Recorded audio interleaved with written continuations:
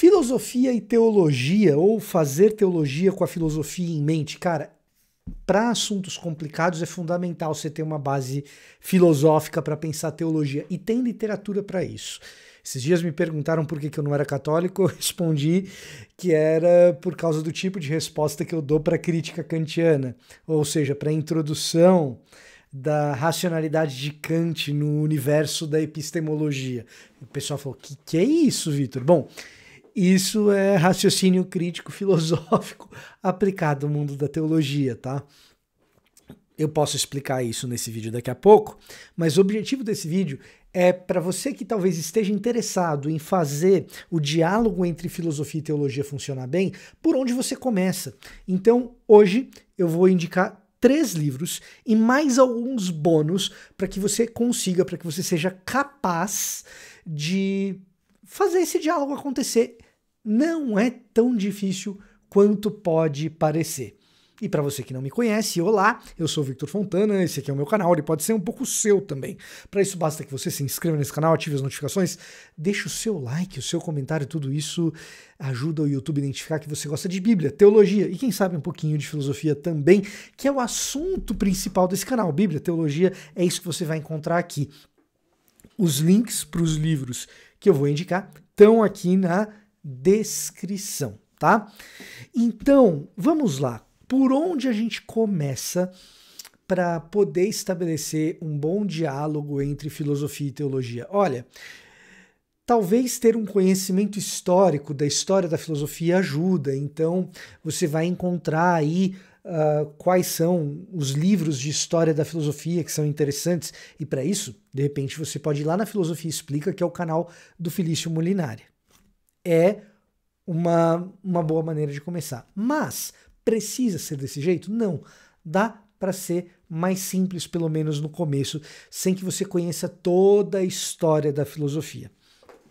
Uma das coisas que eu gosto de fazer, principalmente para quem está começando, é ver os principais professores de graduação, que tipo de aula eles dão para fazer o cara que saiu do ensino médio chegar na graduação e estar preparado para essas conversas. Então, quando essas aulas são colocadas em livros, esses livros tendem a ser um bom guia para quem ainda não conhece as coisas. E aqui nós temos um excelente exemplo disso. Wolfhart Pannenberg, Filosofia e Teologia, Tensões e Convergências de uma Busca Comum, da editora Paulinas, tá? Eu comprei o meu na própria Paulus, e eu não sei, honestamente, se hoje em dia isso é fácil de achar ou não. Se for fácil, vai estar aqui no link. Aliás, vamos lá, vamos ver se eu acho isso fácil. Em sebo eu sei que acha fácil, vamos ver se tem link na Amazon aqui para esse negócio. Pannenberg. Wolfhart Pannenberg. E vou colocar aqui, filosofia, vamos ver se acha fácil. Comecei a gravar sem ver isso. Aqui. Tá aqui na Amazon, meio carinho, mas é um baita livro, tá? Vai estar o link aqui na descrição, mas se você for procurar em sebo, estante virtual, talvez você encontre com preços mais agradáveis do que esse aqui, que é precisamente como o Pannenberg, que é um cara da teologia sistemática, introduzia os alunos dele. Isso aqui é um ciclo de palestras e aulas, tá? Introduzir aos alunos dele ao assunto da interação entre filosofia e teologia. Poxa vida, isso aqui é sentar na cadeira, na primeira fileira de uma aula de uma universidade global. Poxa, não tenho dinheiro para fazer mestrado, doutorado fora do Brasil. Tudo bem, não tem problema, você pode ser aluno do Pannenberg. Olha só que coisa extraordinária. Você vê o que ele fez para dar aula para os alunos dele. É um ótimo livro, muito acessível. Outro livro que eu recomendo e que eu gosto de recomendar nessas circunstâncias são livros que tenham sido escritos nem para o nível da graduação, escrito para o leigo. Sabe aquele livro escrito para o cara que vai viajar de avião e tá na prateleira para o cara ler no voo? Cara, tem um monte de lixo nessas livrarias de aeroporto indicados para isso. Mas existem acadêmicos que escrevem pensando especificamente nesse tipo de público.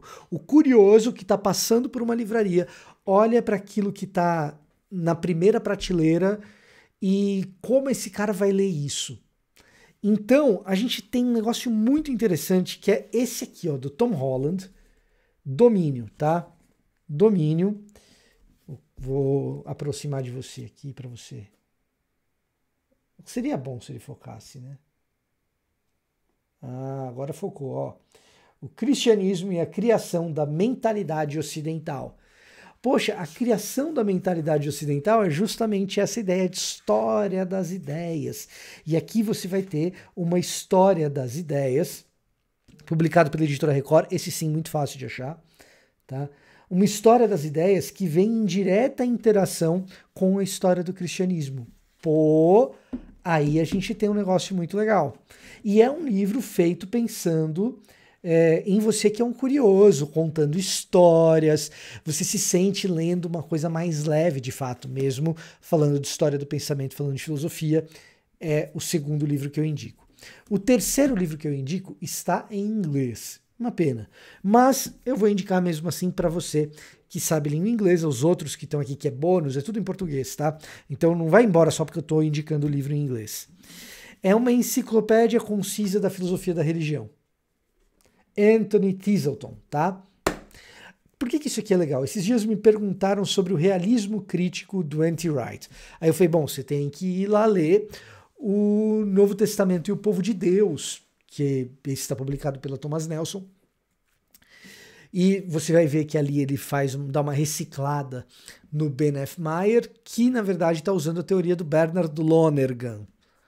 Aí o Rodrigo Bibo, meu colega de podcast, fala, pô, cara, como que você sabe todas essas coisas? Eu sei todas essas coisas porque quando você pega um verbete num livro como esse, por exemplo, o verbete de realismo, você vai ter uma pincelada dessa história. Bom livro para você fazer o diálogo entre filosofia e religião. Dá uma passada aqui na descrição que você vai encontrar links para comprar cada um deles, tá? Dito isso, feitas essas considerações sobre esses 3 livros, tem um bônus aí para você que quer caminhar um pouquinho mais além. E você pode ler os outros que eu vou indicar agora nas outras ordens, mas esses 3, cara, esses 3, você vai estar, ó, sucesso, tá? Eu falei que eu ia explicar esse negócio de Kant, né? Por exemplo, o que é crítica? Vem aqui na enciclopédia, poxa, Kant escreveu Crítica da Razão Pura, Crítica da Razão Prática, Crítica da Faculdade de Julgar. O que ele está querendo dizer com crítica? Análise racional.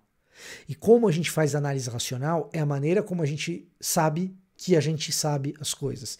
É epistemologia, principalmente na Crítica da Razão Pura. A maneira como a gente sabe que sabe as coisas, essa epistemologia, filosofia, vai ajudar a gente a tomar decisões a respeito de, por exemplo, como que a gente define dogma. Como que eu sei que um dogma é verdadeiro? Primeiro, eu preciso saber como eu sei que as coisas são. Então você vai discutir epistemologia primeiro. E como Kant é um marco monumental na história da epistemologia,